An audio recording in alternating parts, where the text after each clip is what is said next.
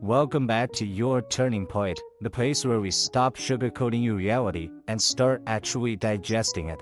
I'm your host, and today we are going to have a little chat about your relationship with the big guy upstairs, or the universe, or the quantum field, or whatever the hell you want to call that cosmic vending machine you keep trying to shake pennies out of. Let's set the scene. You know exactly what I'm talking about. It's 2 a.m. You are lying in bed, staring at the ceiling like it's an IMAX screen showing a compilation of your life's greatest failures. You got Cheeto dust on your fingers, your room smells like stale ambition and old laundry, and you start bargaining. You close your eyes tight, squeeze them until you see those little kaleidoscope stars, and you whisper into the void, "Please, God. Please just let me win the lottery, just this once. I promise I'll be good. I'll donate 10% to charity. I'll call my mom. Just give me a break." Or maybe you're more modern. Maybe you're not into the whole God label. Maybe you're one of those manifestation junkies. You got your vision board covered in pictures of G-Wagons and mansions and Calabasas. You're burning enough sage to choke a horse, walking around your apartment chanting, "I am a money magnet," while your bank account is sitting there with a balance of $4.53, a dependent charge for Netflix. You are vibrating at a frequency of desperation, my friend, not abundance. Here is the cold, hard truth that's going to slap you right across the face. Stop praying. Seriously, stop it. Put your hands down. Stop looking at the sky like you're expecting Amazon Prime to drone drop a suitcase of cash onto your front porch because you believe hard enough. It is not coming. The heavens are not going to part just because you really want a promotion, but you're too scared to actually walk into your boss's office and ask for it. We live in this weird era of spiritual procrastination. We've convinced ourselves that waiting on God's timing is a valid strategy for life. It's not. That's just a fancy way of saying you are terrified of doing the work. You think if you pray hard enough, God is going to come down and do your bench press for you. You think the universe is going to rate that novel while you scroll through TikTok for 4 hours watching teenagers dance? No, that's not how physics works. That's not how reality works. You treat the divine like it's a concierge service. "Hello God, yes I like one soulmate, hold the emotional baggage and a side of financial freedom please." And when it doesn't show up in 30 minutes or less, you get depressed. You think you're being punished. You think your chakras are blocked. No, you idiot. Nothing is blocked except your ability to get off your ass. Think about the sheer arrogance of it. You are sitting there perfectly healthy, with a brain that acts like a supercomputer, opposable thumbs, and access to the entire sum of human knowledge in your pocket, and you have the audacity to ask for a miracle. You are the miracle. You are a biological machine designed to conquer environments, build empires, and create art. And you're using that hardware to retweet motivational quotes and wait for a sign. Use your sign. This is it. Me yelling in your ear is the burning boss. Stop outsourcing your agency to the invisible forces. You are using prayer as a sedative. It makes you feel good. It makes you feel like you've done something about your problems without actually having to do anything risky. It's the ultimate safe space. Because if you pray and nothing happens, you can blame God's plan. "Oh, it just wasn't meant for me right now." Bullshit. It wasn't meant for you because you didn't go out there and grab it by the throat. Look at the people you envy, the ones you think are blessed. Do you think Elon Musk sat in a circle with crystals manifesting rockets? Do you think Beyonce prayed her way to perfect choreography? No. Those people are obsessed maniacs.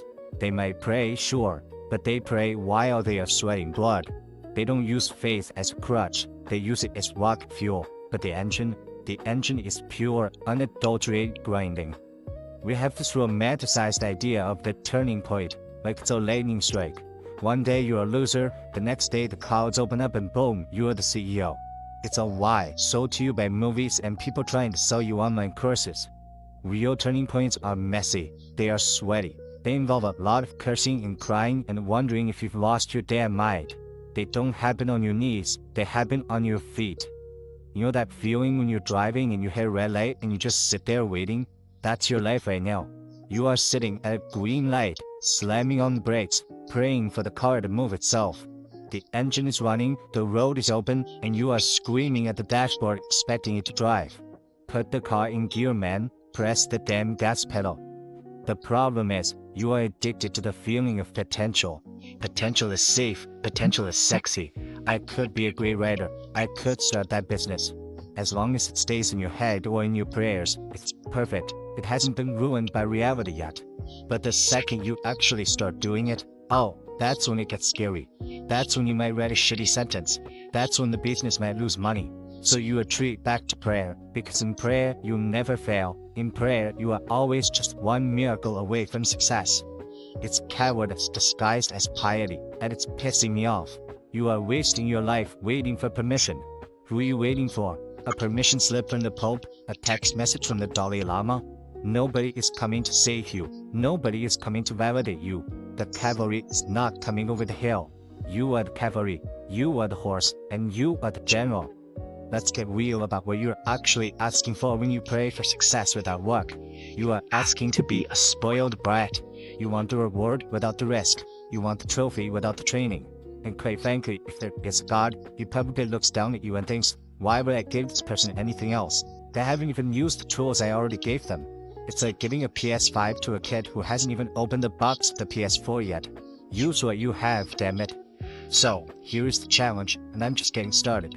We are going to strip away the spiritual bypass you've been using to hide from your own mediocrity. We are going to look at why you are so afraid to take the wheel, because that's what this is really about. It's not about faith, it's about fear. Let's dig into that fear, because that is the rock underneath the floorboards of your little prayer house. You say you're waiting on divine timing, but really, you're just paralyzed. You are terrified of finding out that maybe, just maybe, you aren't special as your grandmother told you were. If you try and fail, that proves you suck. But if you pray and wait and nothing happens, you can maintain the illusion that you are a sleeping giant, just waiting for the right moment to wake up. It is a defense mechanism, plain and simple. You are building a fortress out of thoughts and prayers to protect your ego from the bruised projection. Think about the guy who wants to date the hot girl at the bar. He stands in the corner holding his beer, maybe sending a little telepathic message. Please let her look at me. Please let her come over here. He's praying to the social gods. Why? Because walking over there means he might get shot down. He might get laughed at. He might stutter and look like a moron. So he chooses the silent prayer over the loud action. And he goes home alone, watching porn and blaming modern dating culture. Typical. This applies to everything. The job application you didn't send because you didn't feel called to it yet. The art you didn't post because the energy wasn't right. Shut up, seriously, shut the hell up. The energy is never going to be right. The stars are never going to align in a perfect straight line pointing you toward the treasure. The universe is chaotic, it is messy, and it doesn't give a damn about your comfort zone. You want to know what real prayer looks like? A real prayer is action taking in the face of uncertainty. When you launch that website, even though it looks kinda shitty, that is a prayer.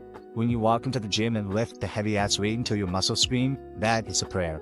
When you have a difficult conversation with your partner instead of hoping the relationship fixes itself magically, that is a prayer.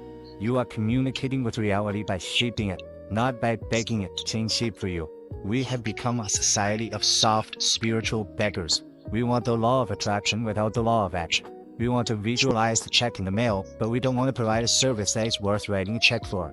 It is entitlement wrapped in incense smoke. It's narcissistic to think the universe should bend its laws just to make your life easier.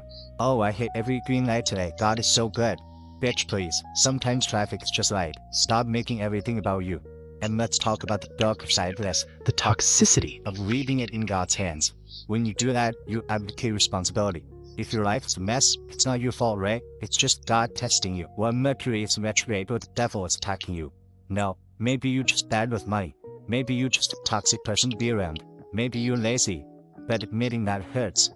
Admitting that requires change. Blaming the cosmos is easy. It's comfortable, like a warm blanket made of excuses. I see this all the time in the creative world. Writers who don't write. Painters who don't paint. They talk about their muse. They are waiting for inspiration to strike like a lightning bolt from Zeus.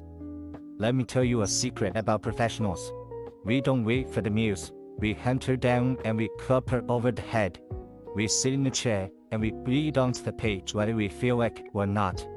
Inspiration is for amateurs. The rest of us just show up and get to work. If God wants to speak through me, great. But he better show up between 9 AM and 5 PM because that's when I'm at the desk. You have to stop treating your life like it's a spectator sport where you are watching from the sidelines hoping the coach puts you in.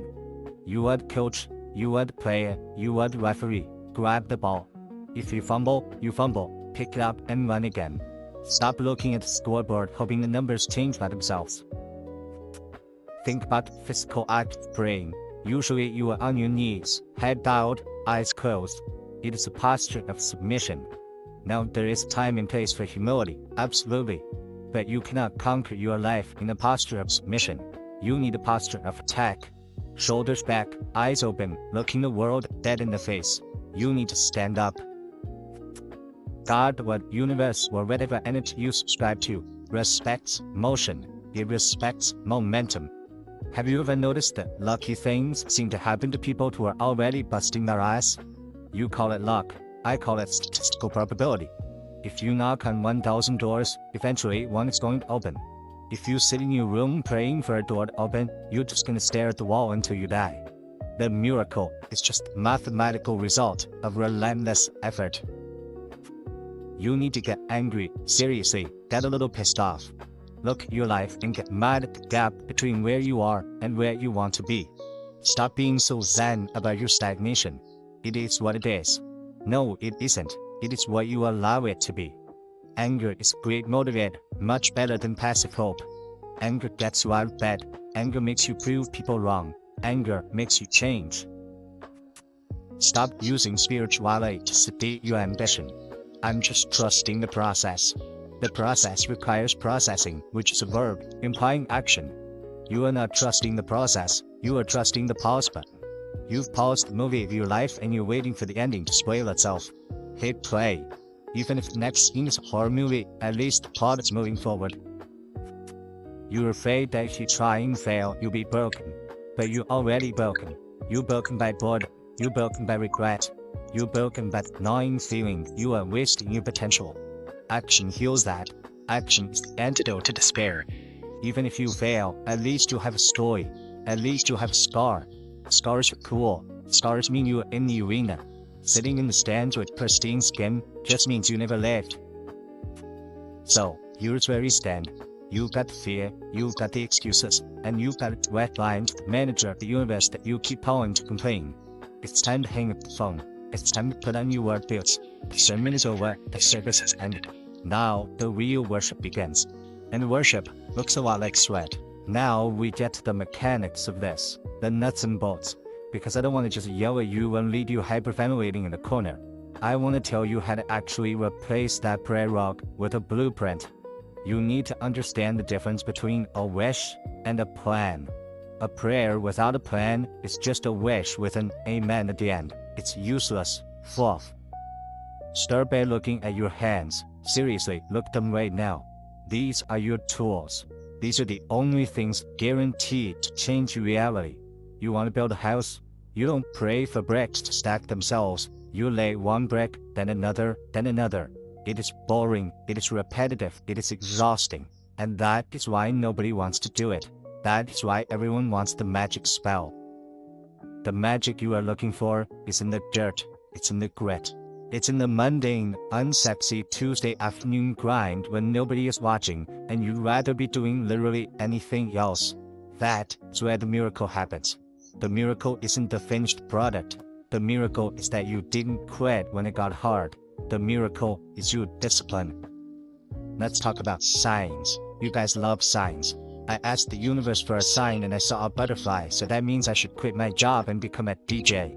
No, Jessica, it means it's spring and insects are mating. Stop over-interpreting random noise to justify your impulsive decisions. The only sign you need is the fact that you are unhappy with your current situation. That is the sign. Your dissatisfaction is the biological indicator that you need to move. You don't need a burning bush, you have a burning desire. Follow that. And stop waiting for the perfect time. The perfect time is a myth. It's a unicorn. It doesn't exist. You are waiting for the economy to get better. You are waiting for your kids to grow up. You are waiting until you lose 10 pounds. You will be waiting until you are in a casket. The conditions will never be perfect. The market will crash. You will get the flu. Your car will break down. Do it anyway. Do it scared. Do it broke. Do it while you are tired. Just do the damn thing. You have to adopt a blue-collar mentality towards your dreams. Whether you want to be an artist, an entrepreneur, or a better person, treat it like manual labor. Put on your hard hat, punch the clock, do the work, punch out. Don't emotionalize it, don't spiritualize it, just execute it. When a plumber comes to fix your toilet, he doesn't stand over the bowl and chant mantras until the clog disappears. He gets the snake and he shoves it down the pipe. Be the plumber of your own life. Unclog your own shit. This is about agency, reclaiming the power you gave away. Every time you say it's in God's hands, you are subtly telling your subconscious that you are powerless. You are training yourself to be a victim of circumstance. Flip the script. Say it's in my hands, and if I need help, I'll ask, but I'm driving the truck. That shift language changes your brain chemistry. It boosts your testosterone, or estrogen, or whatever hormone makes you get shit done.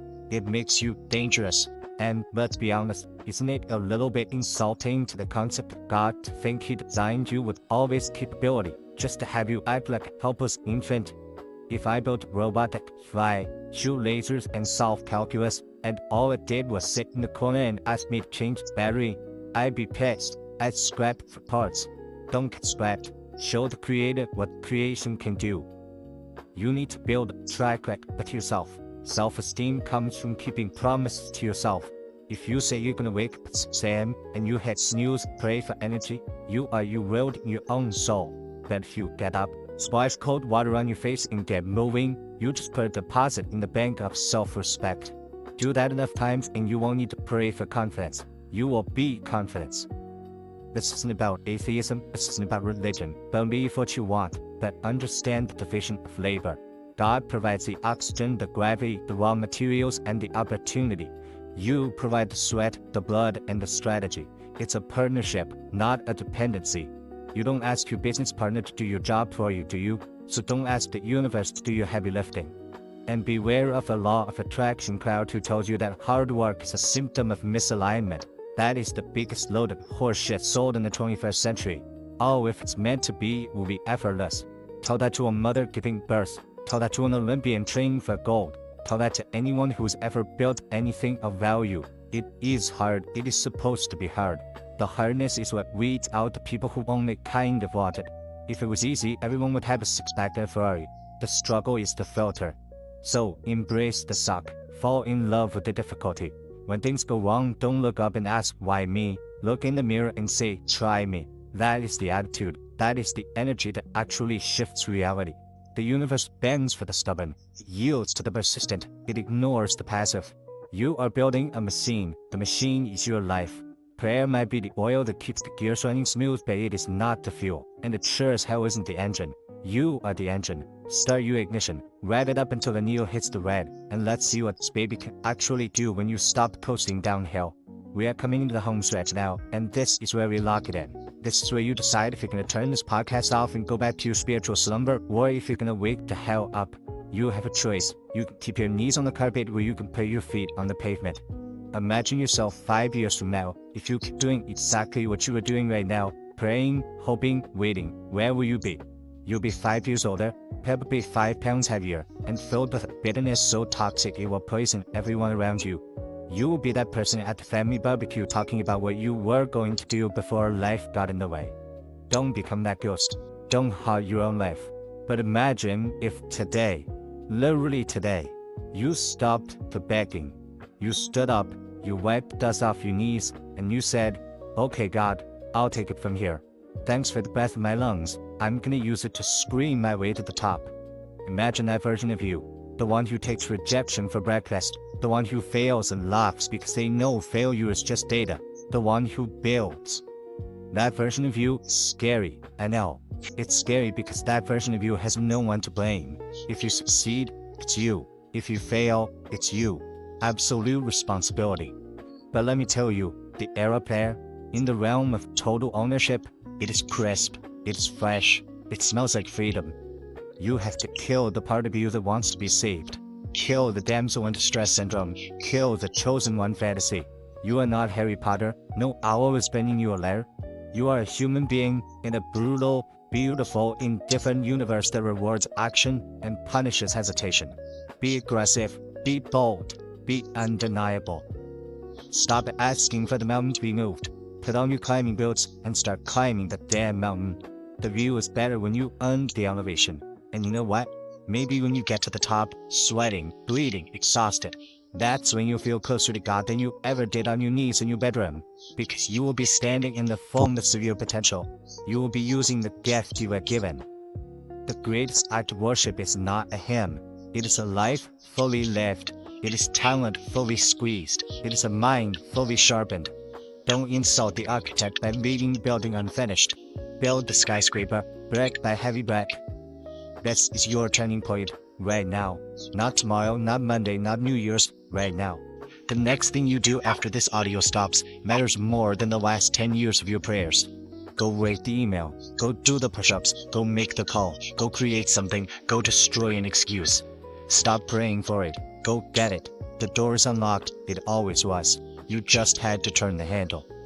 This has been your turning point. I'm not here to be your guru, I'm here to be the alarm clock you want to smash against the wall, but you needed to hear it. If this kicked your ass in the right way, hit that subscribe button, share this with a friend who is currently burning sage instead of burning calories. And remember, the universe helps those who help themselves, but it really loves those who don't wait for help at all. Now, turn this off and get to work.